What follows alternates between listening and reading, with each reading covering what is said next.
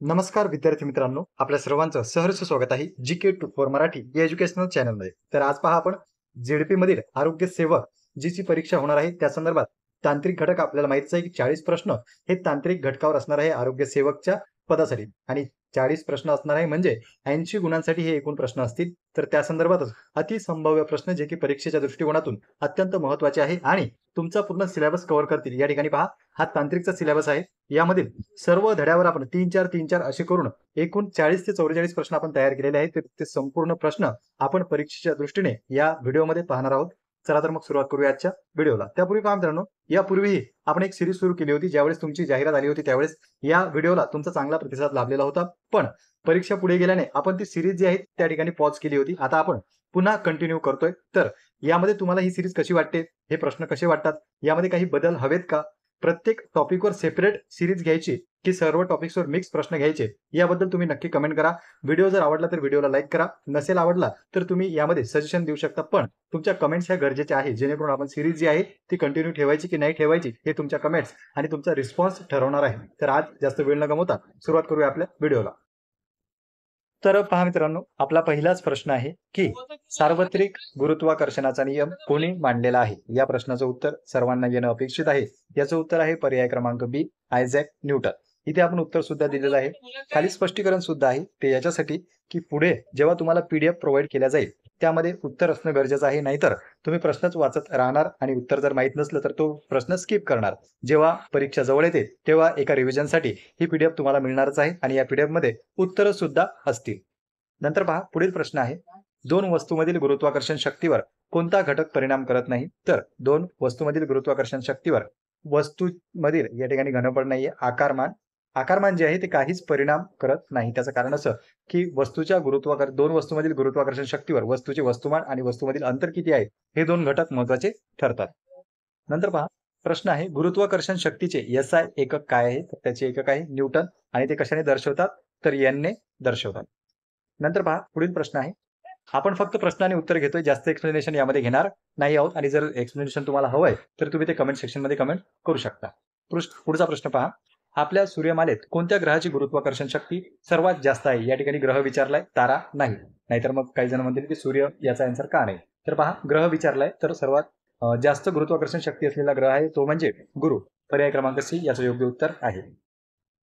नंतर पहा, प्रश्न आहे, बॅटरी आणि गल्वनायझेशन कोणता घटक सामान्यतः वापरला जातो या प्रोसेसमध्ये आणि बॅटरीमध्ये. तर त्याचं योग्य उत्तर आहे पर्याय क्रमांक बी, झी. हा जो घटक आहे हा बॅटरीमध्ये वापरला जातो. त्यासोबतच गल्वनायझेशन मध्ये सुद्धा याचा वापर होत असतो. नंतर पहा, आवर्त सारणीच्या गट 1 मधील घटकांना काय म्हणतात. तर याचं योग्य उत्तर आहे पर्याय क्रमांक ए, अल्कली धातू. आवर्त सारणीच्या गट ए मधील घटकांना अल्कली धातू असे म्हणतात. नंतर पहा, पुढचा प्रश्न आहे, कोणत्या घटकाची विद्युत ऋणात्मकता सर्वाधिक असते. तर ती असते क्लोरीनची. पर्याय क्रमांक सी तुमचं योग्य उत्तर होणार आहे. नंतर पहा, पुढचा प्रश्न आहे, आधुनिक आवर्त सारणीमध्ये घटकांची मांडणी करण्याचा आधार काय आहे. या ठिकाणी आधार विचारलाय तर तो काय आहे, अनुक्रमांक. यामुळे तुमचं उत्तर आहे बी, अनुक्रमांक हा आधुनिक आवर्त सारणीमधील घटकांची मांडणी करण्याचा आधार आहे. नंतर पहा, लोखंड गंजल्यानंतर त्याचं काय होते. तर पर्याय क्रमांक 3 योग्य उत्तर आहे. आपण बाकी पर्यायांची सुद्धा चर्चा करणार नाही आहोत. लोखंड गंजल्यानंतर त्याचा कलर जो आहे तो लाल तपकिरी पदार्थ बनतो. नंतर पहा, खालीलपैकी कोणते रासायनिक बदल जे आहे ते दर्शवतात. तर हे तिन्ही बदल दर्शवत नाही. यामधलं फक्त पर्याय क्रमांक सी योग्य उत्तर आहे. लाकूड जळून राख होणे, कारण की लाकडापासून राख आणि धुलीकण अशा दोन गोष्टी निर्माण होतात, त्यामुळे रासायनिक बदल हा घडून येतो. नंतर पहा मित्रांनो, प्रश्न आहे, जेव्हा विद्युत प्रवाह कंडक्टरमधून जातो तेव्हा त्याचं काय होते. तर तिन्ही पर्याय या ठिकाणी जे आहे ते योग्य नाहीये. हा जो चौथा पर्याय गरम होते, तर गरम होण्याचं कारण काय आहे, कारण की या ठिकाणी पहा, जेव्हा विद्युत प्रवाह कंडक्टरमधून जात असतात तेव्हा त्याला प्रतिकार होतो आणि त्या ठिकाणी उष्णता निर्माण होते, म्हणूनच ते गरम होतात. नंतर पहा, पुढचा प्रश्न आहे, उपकरणांचे नुकसान टाळण्यासाठी विद्युत प्रवाह एका विशिष्ट मर्यादेपेक्षा जास्त असेल तेव्हा विद्युत सर्किट तोडण्यासाठी कोणते उपकरण वापरले जाते. तर ते आपल्या घरात सुद्धा असते, ते तुम्ही पाहिलेलं सुद्धा असेल, तर त्याला म्हणतो फ्यूज. तर सहसा हा वापरला जातो. फ्यूज जो आहे तो विद्युत प्रवाह एका विशिष्ट मर्यादेपेक्षा जास्त नसावा यासाठी वापरला जातो. नंतर पहा, पुढील प्रश्न आहे, उष्णता ऊर्जेसाठी मोजण्याचे एकक काय आहे. तर पर्याय क्रमांक 1, ज्यूल हे उष्णता ऊर्जा मोजण्याचे एकक आहे. नंतर पहा, पुढील प्रश्न आहे, थर्मोडायनामिक्सचा कोणता नियम सांगतो की ऊर्जा निर्माण किंवा नष्ट केली जाऊ शकत नाही, फक्त ती हस्तांतरित किंवा रूपांतरित केली जाते. म्हणजे एक तर त्याचं ट्रान्सफर होऊ शकते किंवा त्याचं कन्व्हर्जन होऊ शकते. मग ते लाईटमध्ये असो, हीटमध्ये असो किंवा पाण्यामध्ये असो, तर असं जे आहे ते कन्व्हर्जन केले जाते ऊर्जेचं. तर त्याचा कोणता नियम सांगतो, तर तो सांगतो आपला नियम पहिलाच नियम आहे, म्हणजे पर्याय तुमचा या ठिकाणी बी उत्तर योग्य राहणार आहे. पहिला नियम सांगतो की ऊर्जा ही नष्ट होत नाही, ती हस्तांतरित किंवा रूपांतरित केली जाऊ शकते. नंतर पहा, खालीलपैकी कोणता पदार्थ उष्णतेचा खराब वाहक म्हणून आहे, तर तो आहे काच. या ठिकाणी पर्याय बी जो आहे तो योग्य उत्तर आहे. ॲल्युमिनियम, चांदी आणि लोह यामधून जो आहे तो उष्णतेचे वाहक आहे तिन्ही, आणि काच हा सर्वात जास्त खराब आहे ऑप्शनमधून पाहता. नंतर पहा, अपवर्तन म्हणजे काय, तर या ठिकाणी जे आहे आता आपण प्रकाशाचे अपवर्तन तुम्हाला माहितीच आहे, हे चॅप्टर आहे. तर अपवर्तन म्हणजे या ठिकाणी ऑप्शन पहा, बी तुमचं योग्य उत्तर आहे. तर बी याचं योग्य उत्तर आहे. एका माध्यमातून दुसऱ्या माध्यमाकडे जाताना प्रकाश जो वागतो त्याला प्रकाशाचे अपवर्तन असे म्हणतात. अपवर्तन, परावर्तन ह्या कन्सेप्ट सुद्धा परीक्षेला विचारले जाऊ शकतात. नंतर पहा, पुढील प्रश्न आहे, खालीलपैकी कोणते घटक अपवर्तनाच्या प्रमाणात परिणाम करतात. जे प्रमाण असते त्याच्या प्रमाणात परिणाम करणारे घटक कोणते आहे, तर ते आहे घटनांचा कोन. घटनांचा कोन कसा आहे याच्यावर जे आहे ते अपवर्तनाच्या प्रमाणावर परिणाम करतात. नंतर पहा, पुढील प्रश्न, जेव्हा प्रकाश हवेतून पाण्यात जातो तेव्हा त्याचा वेग काय होतो, तर त्याचा वेग जो आहे तो कमी होतो. का, कारण की हवा जी आहे ते त्याच्या आपण त्याला काय म्हणतो, या ठिकाणी पहा खाली एक्सप्लेनेशन दिलेलं आहे. जेव्हा प्रकाश कमी घनता, म्हणजे घनता असते, कमी घनतेच्या माध्यमातून अधिक घनतेच्या माध्यमात जातो, जसे की हवेतून पाण्यात हवेची घनता कमी असते, पाण्याची घनता जास्त असते. जेव्हा कमी घनता असल्यामधून त्या ठिकाणी प्रकाश जातो जास्त घनतेमध्ये, त्यावेळेस प्रकाशाचा वेग जो आहे तो कमी होत असतो. नंतर पहा, पुढचा प्रश्न आहे, खालीलपैकी कोणत्या पदार्थांचा अपवर्तन निर्देशांक सर्वाधिक आहे, तर हा प्रश्न वारंवार परीक्षेला विचारला जातो. हिरा लक्षात ठेवा. खालीलपैकी कोणत्या पदार्थाचा अपवर्तन निर्देशांक सर्वाधिक आहे, तर त्याचं उत्तर आहे हिरा. हा मागील परीक्षेत सुद्धा विचारलेला आहे आणि पुढील परीक्षेतही IMP प्रश्न आहे की येण्याची शक्यता आहे. हिरा तुम्ही लक्षात ठेवून द्या. नंतर पहा, हायड्रोकार्बन्समध्ये कोणत्या प्रकारचे बंध असतात, तर त्याचं योग्य उत्तर आहे पर्याय क्रमांक बी, सहसंयोजक बंध हे हायड्रोकार्बन्समध्ये असतात. नंतर पुढचा प्रश्न पहा, भारतीय अंतराळ संशोधन संस्था म्हणजेच इस्रो ची स्थापना कधी करण्यात आली, तर ती करण्यात आलेली आहे पर्याय क्रमांक बी 1969 मध्ये. नंतर पुढील प्रश्न पहा, भारताच्या पहिल्या उपग्रहाचे नाव काय होते, तर पर्याय क्रमांक 1 त्याचं योग्य उत्तर आहे आर्यभट्ट हे भारताच्या पहिल्या उपग्रहाचे नाव होते. नंतर पहा प्रश्न, भारताच्या पहिल्या मानवी अंतराळ मोहिमेचे नाव काय आहे, तर त्याचं नाव आहे गगनयान. गगनयान ही भारताची पहिली अंतराळ मानवी मोहीम आहे. नंतर पहा, हवामान विषयक अनुप्रयोगांसाठी कोणता भारतीय उपग्रह मालिका वापरली जाते किंवा वापरली जाते, तर त्याचं योग्य उत्तर आहे पर्याय क्रमांक इनसॅट. इनसॅट हे वापरले जातात एक तर दळणवळणासाठी किंवा हवामानाचा अंदाज घेण्यासाठी. नंतर पहा, पुढचा प्रश्न आहे, त्यानंतर पहा मित्रांनो, भिंगा आहे. भिंगावरही प्रश्न येणार आहे. लेन्सेस तुम्हाला चॅप्टर आहेच. तर प्रश्न आहे की भिंगामध्ये सामान्यतः कोणत्या प्रकारचा लेन्सचा वापर केला जातो, तर त्याचं उत्तर आहे पर्याय क्रमांक ए उत्तल भिंग त्याचा वापर केला जातो किंवा बहिर्वक्र भिंग सामान्यतः वापरले जातात.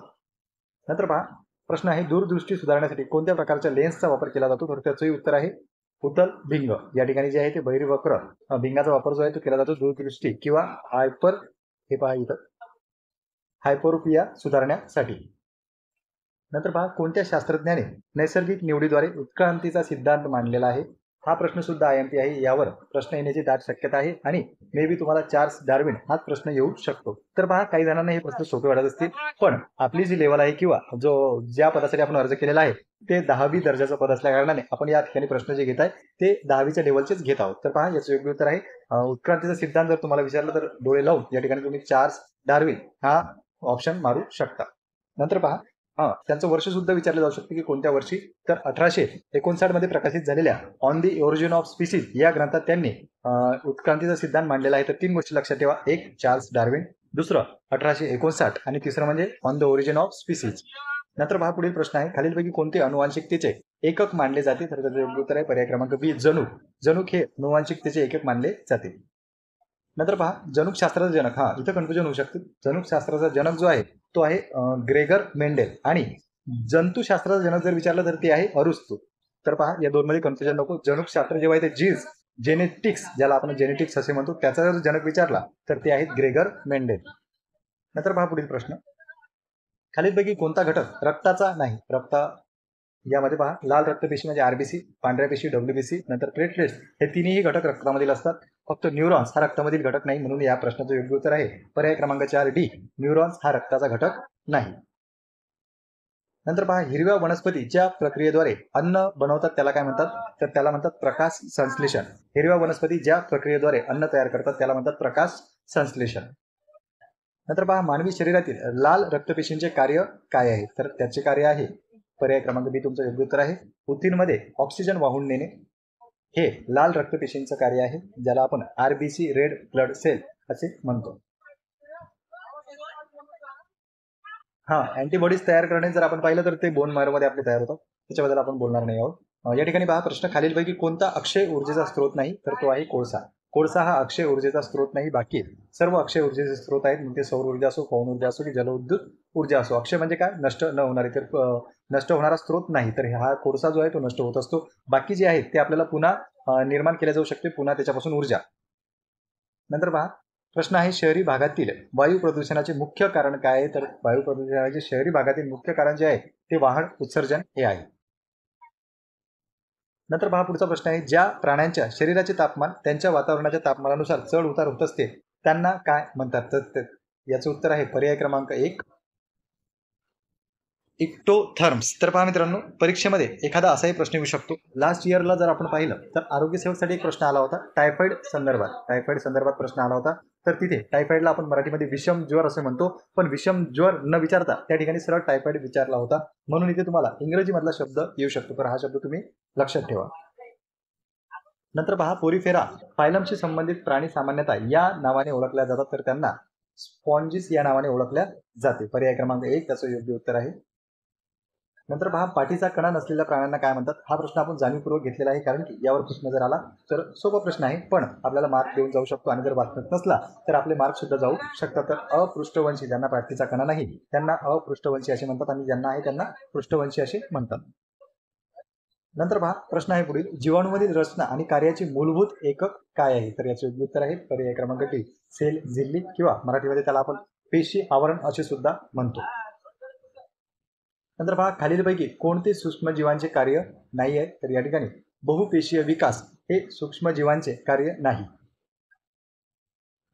नंतर पहा, ब्रेड वाढवण्यासाठी कोणता सूक्ष्मजीव वापरला जातो? तर त्याचे उत्तर आहे पर्याय क्रमांक 1, ईस्ट या ठिकाणी बेकरी प्रोडक्टमध्ये वापरला जातो. नंतर पहा, पुढील प्रश्न आहे, रोगास कारणीभूत असलेल्या सूक्ष्मजीवांना काय म्हणतात? तर त्यांना म्हणतात रोगजनक. पर्याय क्रमांक 1 तुमचं योग्य उत्तर आहे, रोगजनक असे त्यांना म्हणतात जे रोगांना कारणीभूत असतात. बाकी जर आपण पाहिलं तर बाकी हे रोगजनक नाही. नंतर पहा, पुढचा प्रश्न आहे, खालीलपैकी कोणते नैसर्गिक आपत्तीचे उदाहरण आहे?